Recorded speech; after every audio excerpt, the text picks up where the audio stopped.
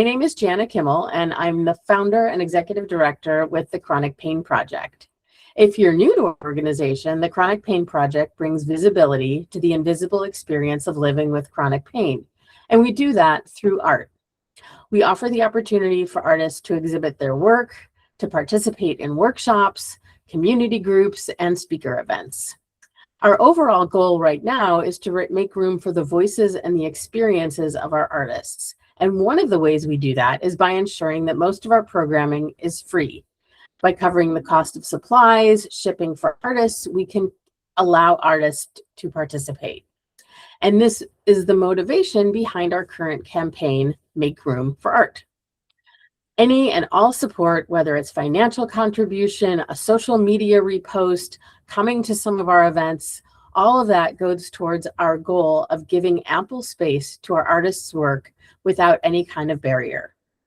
And so today, I'm very excited to introduce you to one of our artists during this fundraising event. And today I have Nathan Smith with me, who works primarily in watercolor and some colored pencil. He'll expand on that in a minute. So Nathan, let me ask you to tell us a little about yourself. When and why did you start just making art at all? Yeah, I have a history of a lot of my career has been in graphic design, but I really didn't get into art until actually just last year. I had a really difficult time last year, about 15 years of chronic illness, but it came to a peak of a very difficult span of about 9 months of just some bad reactions to some medications that left me bedbound, and was just a big struggle mentally, emotionally, physically. Out of that, I tried to build a life 2.0, trying to find some supports, some interests, something to keep me going on a daily basis. And my local library had been offering some free watercolor painting classes, which is something I often had an interest in pursuing, but really never made time for. So I started doing that, fell instantly in love with it, and bought some supplies. And very soon after that, coincidentally, I heard about the Chronic Pain Project through social media and discovered there's a whole community of people who are just like me, not just interested in art, but also who have stories to tell about their health journey. And that overlap was just hit at the perfect time for me to have support, to find some hope, to have an outlet to share some cathartic experiences of what I've been going through. So I was just so thrilled to find the Chronic Pain Project. That's great. And I always say, you know, we're glad you found us and sorry that you had to. As you know, I also live with chronic pain and really find the community to be incredibly supportive. And as I get to see artists like yourself coming in with just such amazing talent, it's really fun to make sure people understand everything you can bring to the table. If you need to take care, you know, make sure you're doing your own self-care, but you also have a lot to share. So thank you for being so generous and sharing your artwork with us. Yeah. I know you haven't been in one of our exhibits yet. You kind of came to us between exhibits. Hopefully we'll get you there in our October exhibit. You've been to some of the programming. Thinking about like showing in an exhibit with other artists with chronic pain, how does that make you feel? Yeah, well, the first exhibit that I was able to see was recently at the Tabor Space in Portland, the exhibit you had this spring. And so I was able to, I was familiar with the space, but didn't realize that there was art exhibits there. So I went with my daughter, who is about 20 years old. And so I was able to experience it not just for myself, but with her, because chronic illness doesn't just happen to us, it happens to our loved ones. They are going through our illness with us. And I felt seen not just through the art, but as I watched her interact with the art and read people's stories, I saw her reactions to the art. And so I felt seen through her, like she was taking time to listen, to understand, to experience through art. So there was this, it was not just an individual experience, it was like this familial experience as well. So I came away so motivated. I just had instantly like 20 ideas of artworks that I might want to pursue, that I was inspired to there was one exhibit there where it was a dress that someone had put a lot of, I think it was their diagnoses that was on it printed. And I was like, oh, yes, that's it, is that we feel so invisible. And yet there was so much about just a sense of identity, that our health and our health issues become our identity. And there were just layers of meaning there. So for me now, looking forward to this fall, I've been highly motivated to create a lot of different artworks. And so I have multiple ones to offer, and whatever might speak to the public, that's great. I'm hoping that any artwork that I share might give someone else that same experience, where they feel seen and heard and understood, just like I did, and come away feeling uplifted. It's one thing to feel seen and maybe just kind of, it can be a down experience, like when you're, particularly with people who are maybe more empathic, where you think you might go into this art exhibit feeling a lot of suffering, but there's so much hope that you walk away with when you're seeing these stories as well, because it's really about perseverance. It's about connection and relationship. Yeah, thank you for articulating that so clearly.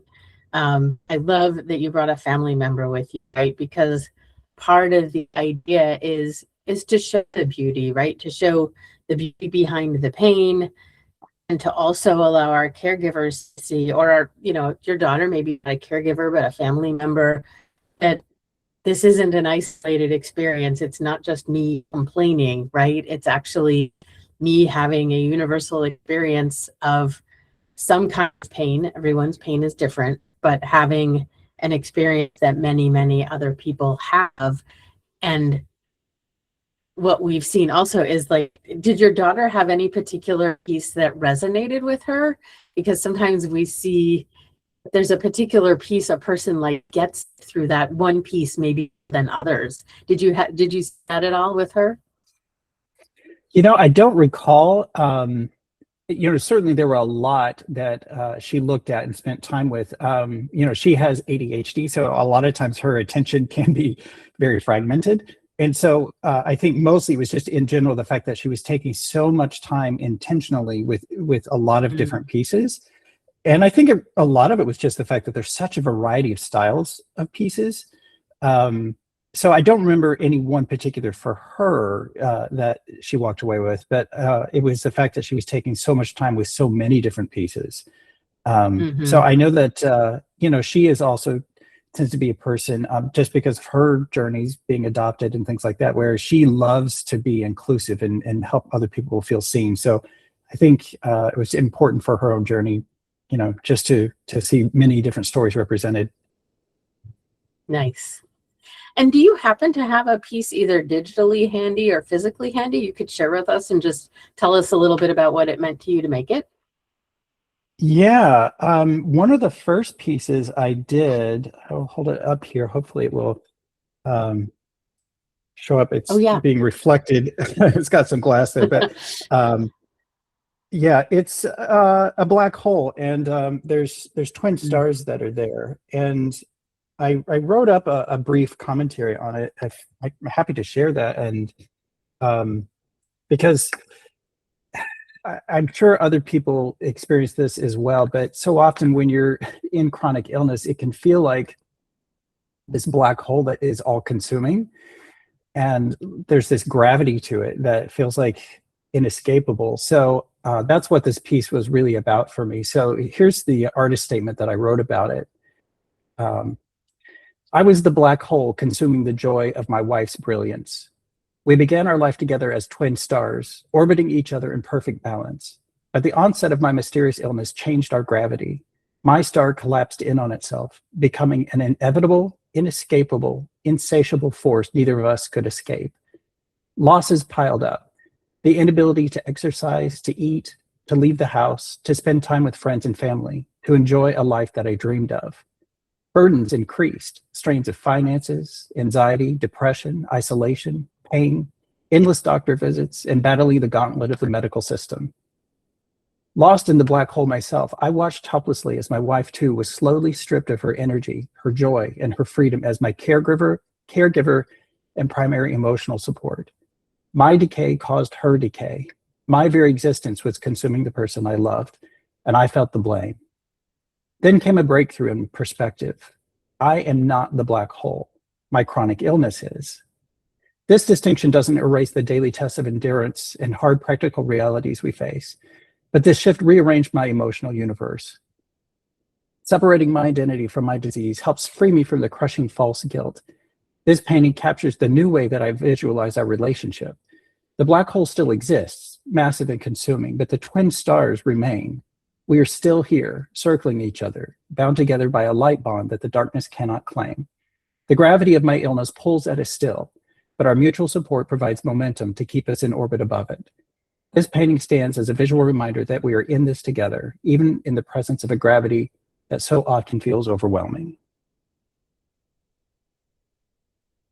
I'm just going to let that sit for a minute. Thank you.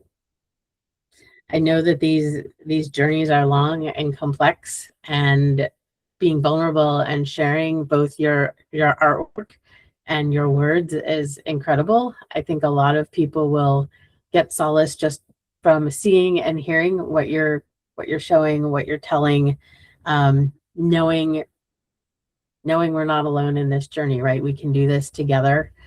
I really appreciate, again, you sharing your story and your artwork. For those watching on YouTube and Instagram, we do have an opportunity to purchase artwork like Nathan's and others.